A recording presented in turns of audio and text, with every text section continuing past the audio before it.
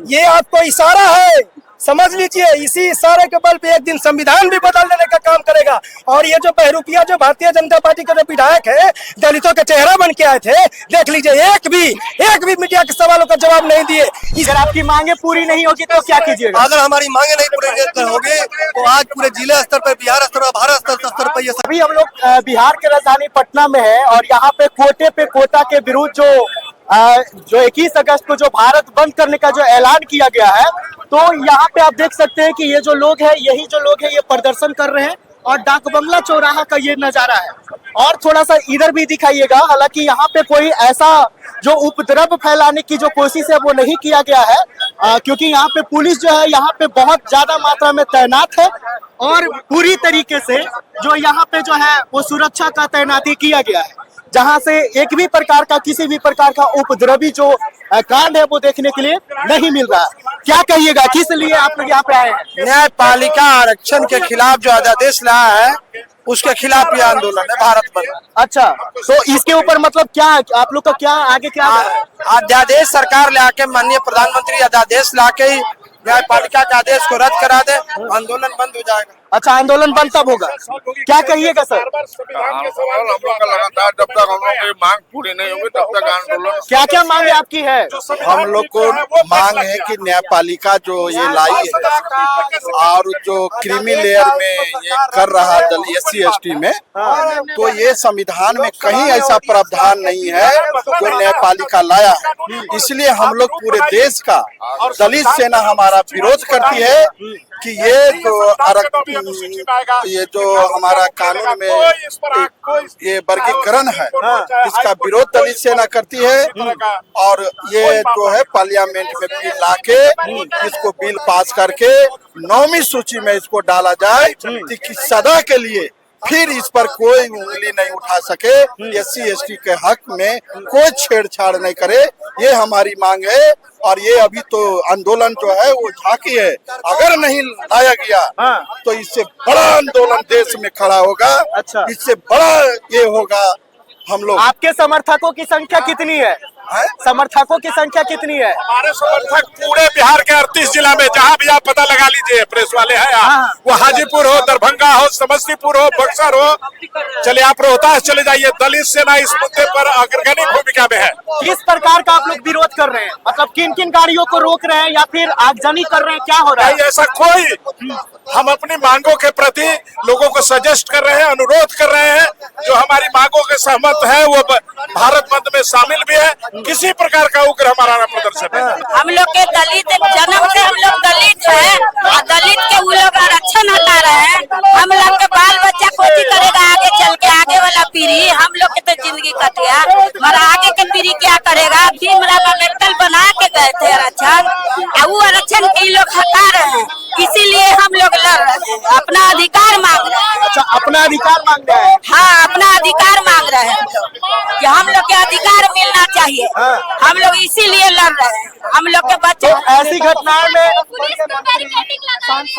कैसे नहीं मरने देंगे? मरने देंगे, काहे नहीं? लड़ेंगे। चोट लगेगा तो हम लोग के जान जाएगा, मगर बच्चा लोग के आगे के भविष्य ठीक रहेगा। हम लोग के जान जाएगा मगर आगे पीढ़ी जो बच्चा लोग के है वो लोग के तो भविष्य बढ़िया रहेगा। इसीलिए हम लोग लड़ रहे हैं।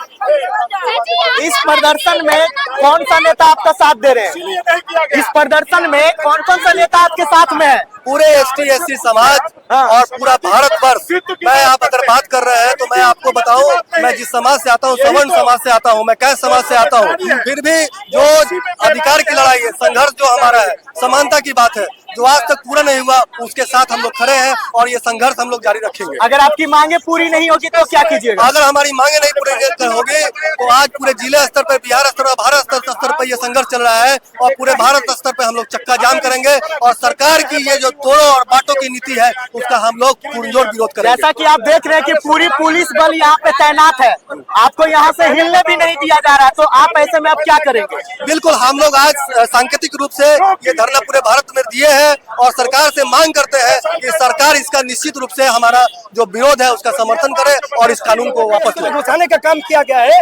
ये आपको इशारा है, समझ लीजिए इसी इशारे के बल पे एक दिन संविधान भी बदल देने का काम करेगा। और ये जो बहरूपिया जो भारतीय जनता पार्टी के जो विधायक है दलितों के चेहरा बन के आए थे, देख लीजिए एक भी मीडिया के सवालों का जवाब नहीं दिए। इसी से आप समझ लीजिए आज भी आपके पास मौका है, अगर आप सड़क पे नहीं उतरिएगा तो संसद सुनसान हो जाएगा। निश्चित तौर पे हमारी मांग बस एक ही है, भारत के उच्चतम न्यायालय ने जो फैसला दिया है वो सरकार के इशारे पे साठगांठ से दिया है। एक तरफ और कॉलेजियम को बंद नहीं करते हैं और जहाँ परीक्षा के माध्यम से माननीय जजेस की बहाली होनी चाहिए वहाँ पे कॉलेजियम सिस्टम आप लागू किए हुए हैं। दूसरी तरफ SC ST में आप EWS को घुसा रहे हैं। हमारी मांग है, स्पष्ट मांग है कि आप जो भी निर्णय लिए हैं उस पर पुनर्विचार करें। आपकी जो 7 सदस्यीय जो खंडपीठ है माननीय उच्चतम न्यायालय का, उसमें फिर से पुनर्विचार करें। आपको अधिकार है, भारत के संविधान में अधिकार दिया है, जिस तरीके से कानून बनाने का, अमेंडमेंट करने का, उसी तरीके से पुनर्विलोकन का भी अधिकार है। आप उस अधिकार का क्यों ना प्रयोग करते हैं? SC ST इस देश का नागरिक नहीं है क्या? इस देश का वो मतदाता नहीं है क्या? इस देश के नागरिक को वोट नहीं देता है? सरकार किससे चुन के आती है? SC ST OBC से सरकार बनती है।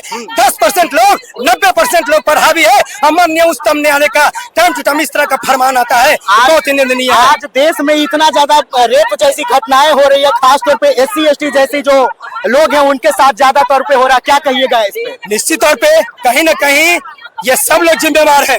हम वोटर हैं, हम भारत के नागरिक हैं।